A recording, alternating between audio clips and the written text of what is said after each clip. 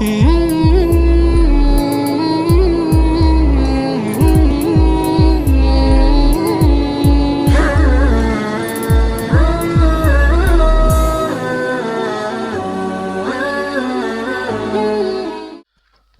باللہ من الشیطان الرجیم بسم اللہ الرحمن الرحیم خلق الانسان من نطفة فإذا هو خصيم مبين والانعام خلقها لكم فيها دفء ومنافع ومنها تأكلون ولكم فيها جمال حين تريحون وحين تسرحون صدق اللہ العظیم۔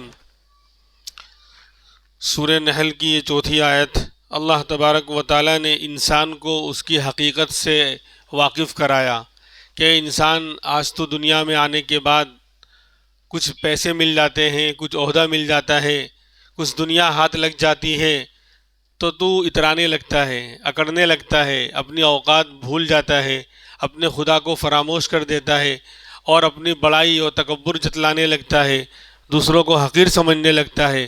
لیکن یہ سوچ تیری حقیقت کیا ہے؟ تو کس سے پیدا ہوا؟ کس چیز سے تجھے ہم نے پیدا کیا و بنایا؟ تو اللہ اس کی طرف اشارہ کر رہے ہیں، خلق الانسان من نطفہ، انسان کو پیدا کیا ایک منی کے نطفے، ناپاک پانی سے، ناپاک قطرے سے۔ ایک وقت تھا کہ انسان تھا ہی نہیں دنیا میں، هل اتى على الانسان حين من الدهر لم يكن شيئا مذكورا، انسان پر ایک دور ایسا بھی آیا ہے کہ وہ قابل ذکر شے تھا ہی نہیں، ذکر کرنے کے لائق تھا ہی نہیں۔ پھر نطفے کی شکل میں کہ اگر وہ کپڑے پہ لگ جائے وہ ناپاکی، وہ منی کا قطرہ، تو لوگ اس سے گھین کرتے تھے، کپڑا ناپاک ہو جاتا تھا، بدن ناپاک ہو جاتا تھا اور اس کو ذلیل اور بہت حقیر سمجھا جاتا تھا۔ پھر اسی نطفے سے کس طرح کن مراحل سے گزار کر اللہ تبارک و تعالیٰ نے خوبصورت انسان کو بنایا۔ ہم اپنی اس تخلیق کے اندر یعنی ہمارے پیدا کیے جانے میں اگر غور کریں گے ہمیں بے شمار اللہ کی نشانیاں سمجھ میں آئیں گی۔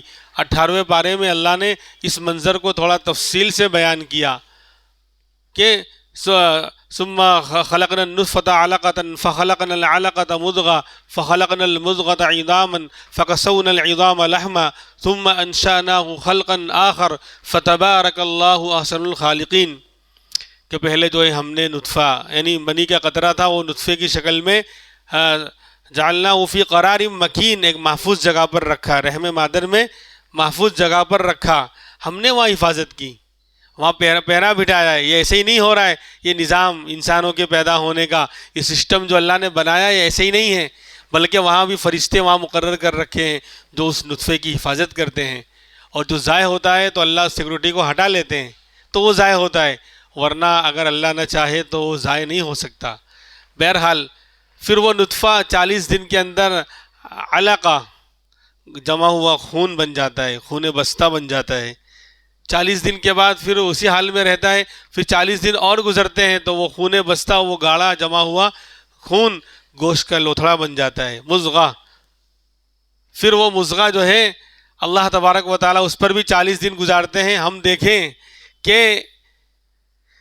منی کا قطرہ کہاں سے آیا، خون سے آیا، اور خون کہاں سے آیا، یعنی مختلف غذائیں انسان کھا رہا ہے، سبزیاں کھا رہا ہے، دال کھا رہا ہے، اور ویج نان ویج پتہ نہیں کیا کیا، ہم آج کل تو پتہ نہیں کیا کیا لوگ کھا رہے ہیں، اور اس سے جو ہے خون تیار ہو رہا ہے، خون سے وہ نطفہ، پھر نطفے سے جو ہے خون بستہ جمع ہوا خون، پھر جمع ہوئے خون سے گوشت کا لوتھڑا، پھر اسی گوشت کے لوتھڑے میں سب کچھ ہے، اس کے اندر اب اللہ آنکھ بنا رہے ہیں، اللہ کان بنا رہے ہیں، اللہ جو ہے منہ اور چہرہ اور سر بنا رہے ہیں، اور دل اور ہاتھ پاؤں بنا رہے ہیں۔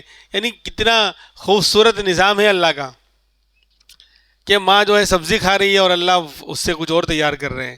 جس کے یعنی عورت کو حمل ہے، وہ حمل والی عورت دودھ پی رہی ہے اور اس سے کچھ اور اللہ بنا رہے ہیں، دودھ سفید ہے اور بن رہا ہے کچھ اور۔ یہ اللہ کا نظام ہے، یعنی ہم دیکھیں غور کریں کتنے مراحل سے گزار کر اللہ نے، پھر 4 مہینے جب ہو جاتے ہیں پھر جو ہے اس پر اللہ ہڈیاں چڑھاتے ہیں، فَكَسَوْنَا الْعِظَامَ لَحْمًا، پھر ہڈیوں پر اللہ پھر واپس گوشت چڑھاتے ہیں، ورنہ اگر سارا اوپن رہے تو کتنا خراب لگے۔ جو ڈھانچہ جب ہم بکری کو ذبح کرتے ہیں تو کیسا لگتا ہے، عجیب، لیکن اوپر سے پھر اللہ نے اس ہڈی پر بھی گوشت چڑھا دیا، شاندار کھال چڑھا دی کہ بہترین خوبصورت انسان نظر آ رہا ہے۔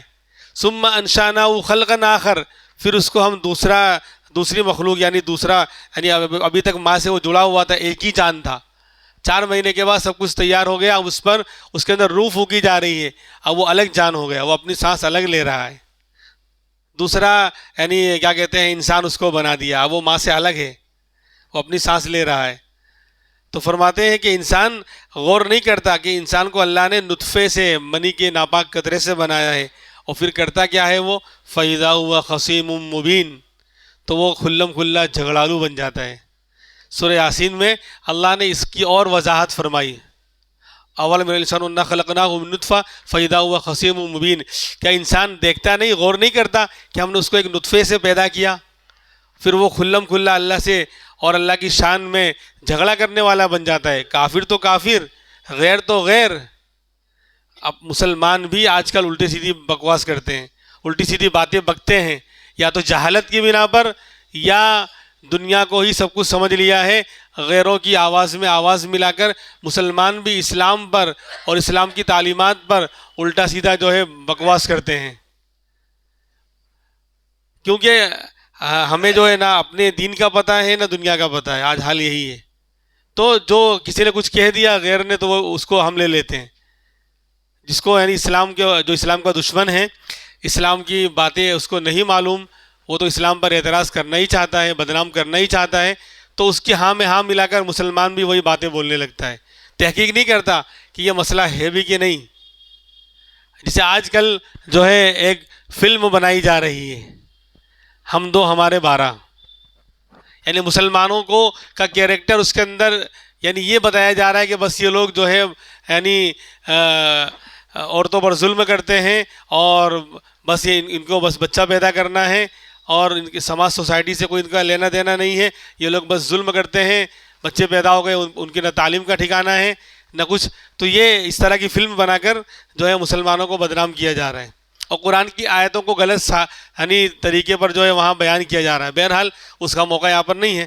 تو فرماتے ہیں کہ انسان جو جھگڑالو بن جاتا ہے، اپنی حقیقت کو نہیں دیکھتا، اللہ نے اس کو جو پیدا کیا، خوبصورت بنایا، تو اب دنیا میں آنے کے بعد اللہ کی مخلوق میں غور کرتا، اللہ کو پہچانتا، اپنے ایمان کو مضبوط کرتا، تو بجائے اس کے اور زیادہ وہ اعتراض کرنے والا ہے، اسلام پر اللہ کی شان میں گستاخیاں کرنے والا بن جاتا ہے۔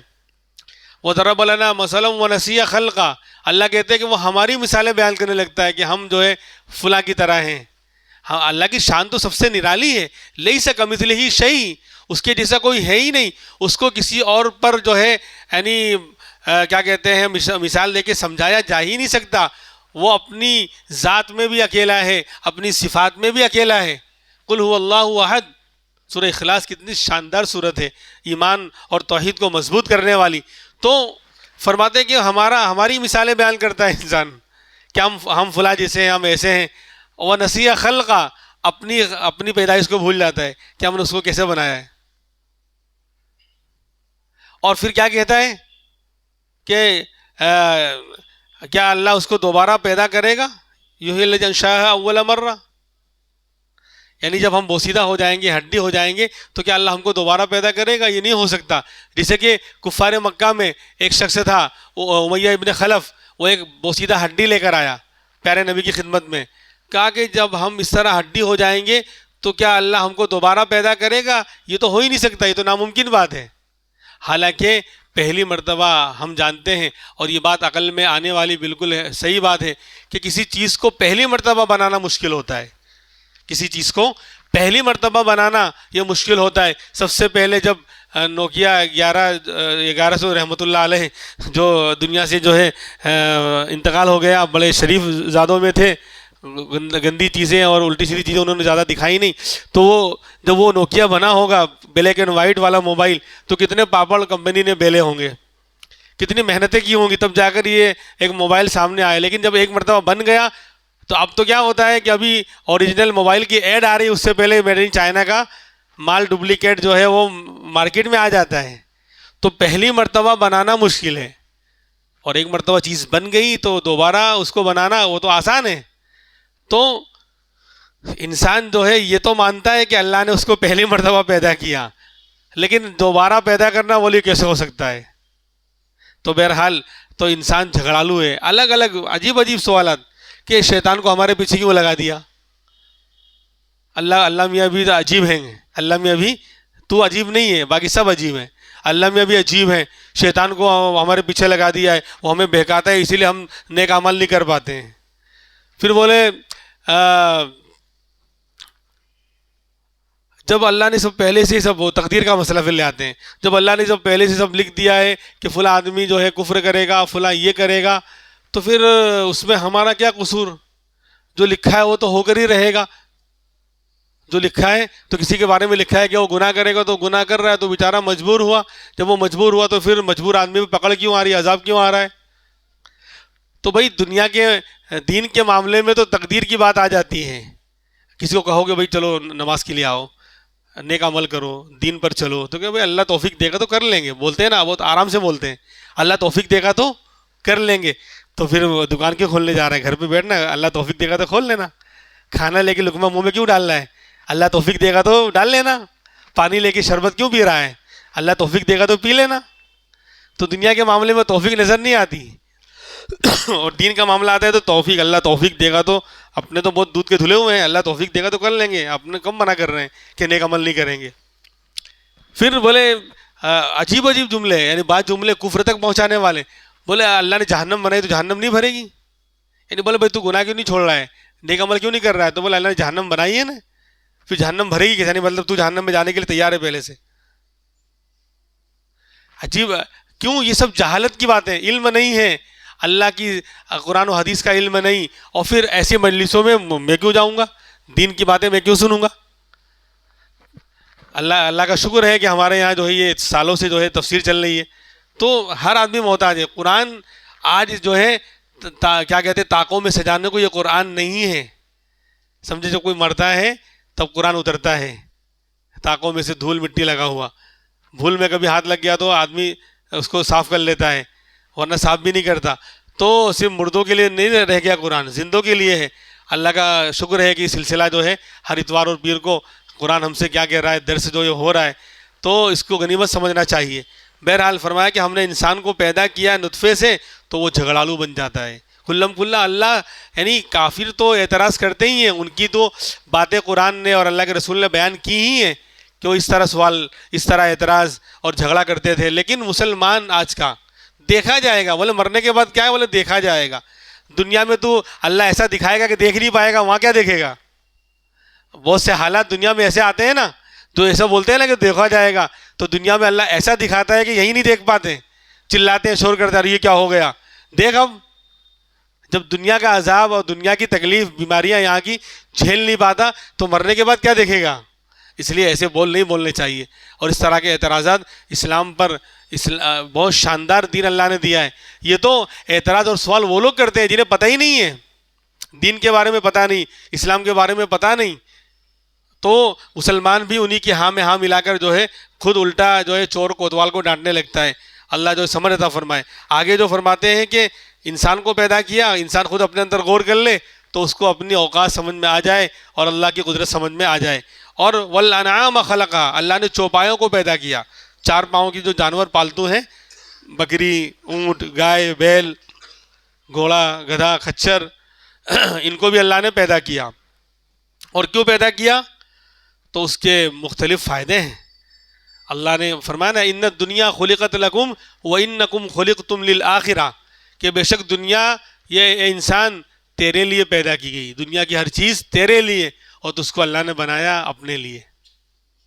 انسان، ساری چیز انسان کے لیے، ویج ہو کہ نان ویج ہو. اور میں نے بتایا تھا کہ اللہ کا نظام ہے کہ ادنا چیز اعلیٰ پر قربان ہوتی ہے. جو ادنا چیز ہوتی ہے وہ اپنے اوپر والے پر قربان ہوتی ہے. دیکھو دنیا کے اندر 4 طرح کی چیزیں ہیں. سب سے پہلے جمادات ہیں، تو جمی ہوئی رہتی، ان میں جان نہیں ہے. پتھر، لکڑی، لوہا، پیتل، تانبا، اس کو جمادات کہا جاتا ہے. زمین، مٹی، یہ جمادات ہیں. اس کے بعد نمبر 2 پر نباتات ہیں، جس کے اندر اگنے کی اور نمو سے بنا ہے، یعنی ان کے اندر حرکت اور بڑھوتری ہوتی ہے. نباتات، جھاڑ، سبزہ وغیرہ. اور اس کے بعد نمبر 3 پر حیوانات ہیں، جانور. اور نمبر 4 پر انسان ہے. تو جو ادنا ہے وہ اعلیٰ پر قربان. تو جمادات، زمین اور مٹی جو ہے وہ کیا کہتے ہیں وہ بیج جاتی ہے نباتات کے لیے، اس میں بیج ڈالا جاتا ہے، تو دیکھو زمین قربان ہو گئی نباتات کے لیے، سبزے کے لیے، کھیتی کے لیے، درخت کے لیے. پھر نباتات جو ہے اس کے اوپر حیوان ہیں، تو نباتات حیوان پہ قربان ہوتی ہے، جانور نباتات کو، سبزے کو، گھاس کو کھاتے ہیں. اور پھر حیوانات جو ہے وہ اس کے اوپر انسان ہے، تو حیوانات انسان کے لیے قربان، حیوانات انسان کے لیے قربان. تو کہا اے انسان تو اپنے رب کے اوپر ہو جا قربان، تو تیرا رب ہوگا تجھ پر مہربان. یہ ہے سسٹم دنیا کا کہ ادنا چیز اعلیٰ پر قربان ہوتی ہے، نیچے والی اوپر پر، اوپر والی اس کے اوپر پر قربان، اس کے اوپر والی اس کے اوپر والی پر قربان. سب سے اوپر انسان ہے مخلوق میں. تو ساری چیز ہمارے لیے، اس لیے ویج نان ویج سب انسان کے لیے ہے. تو اب اگر کوئی نان ویج پر اعتراض کرے تو اس کی عقل ماری گی، وہ اپنے آپ کو نیچا سمجھ رہا ہے، جانور سے نیچا سمجھ رہا ہے. بھائی جب اللہ کا نظام ہے کہ ہر چیز جو ہے تیرے لیے اور تو بنا ہے آخرت اور میرے لیے، تو ویج اور نان ویج سب اندر آگے نہیں آگے، تو سب ہمارے لیے ہے. اگر کوئی نان ویج کو حرام سمجھ رہا ہے جس کو اللہ نے حلال کیا ہے، اور کہتا ہے یہ تو گو ہتیا، یہ فلاں ہتیا، یہ ایسا ہے، یوں ہے، تو اس کا مطلب یہ کہ تو اپنے آپ کو جو ہے اس سے گھٹیا سمجھ رہا ہے، تو اپنی توہین کر رہا ہے.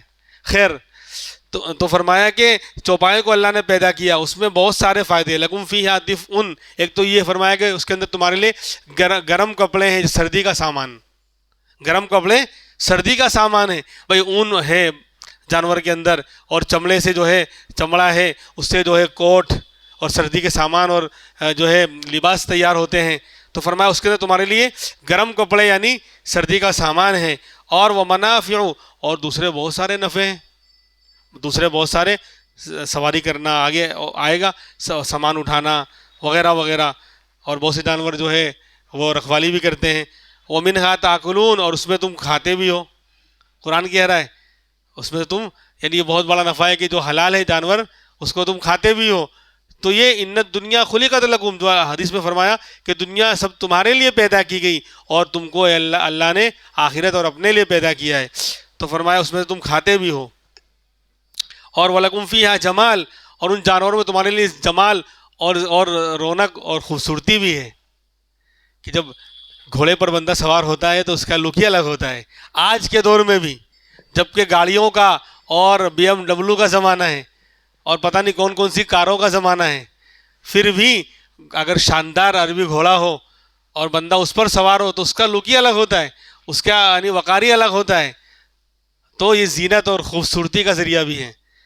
اور فرماتے ہیں کہ جو لوگ جانور پالتے ہیں ان کو پوچھو کہ جب وہ شام کو، صبح میں جب وہ چھوڑتے ہیں جانور کو کھیتوں میں چرنے کے لیے، جب وہ نکل رہے ہوتے ہیں شور کرتے ہوئے، اچھلتے کودتے ہوئے، تو ان کو کتنی خوشی ہوتی ہے جو یعنی اس طرح کے پالنے والے ہیں. اور جب شام کو وہ چر کر واپس آتے ہیں تب بھی ان کو اپنے جانوروں کو دیکھ کر یہ قرآن کیونکہ عرب جو ہے ان کی زندگی کا مدار جانوروں پر تھا، وہاں کھیتیاں اتنی نہیں ہوتی تو وہ جانور پالتے تھے، بکریاں اور اونٹ، وہ گھوڑے، تو انہی کو دیکھ کر وہ خوش ہوتے تھے. فرمایا کہ تمہارے لیے اس کے اندر جمال، خوبصورتی اور زینت کی چیز ہے. جب وہ تم ان کو شام کو واپس لاتے ہو اور جب صبح میں چھوڑتے ہو چرنے کے لیے، اس وقت تم کو بڑی دیکھ کر جو ہے خوشی ہوتی ہے.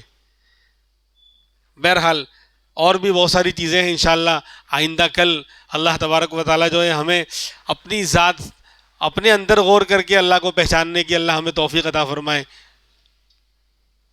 باقی باتیں انشاءاللہ آئندہ کل ہوں گی. بھائی مدرسے کا تعاون جن حضرات نے نہیں کیا، تعاون کرتے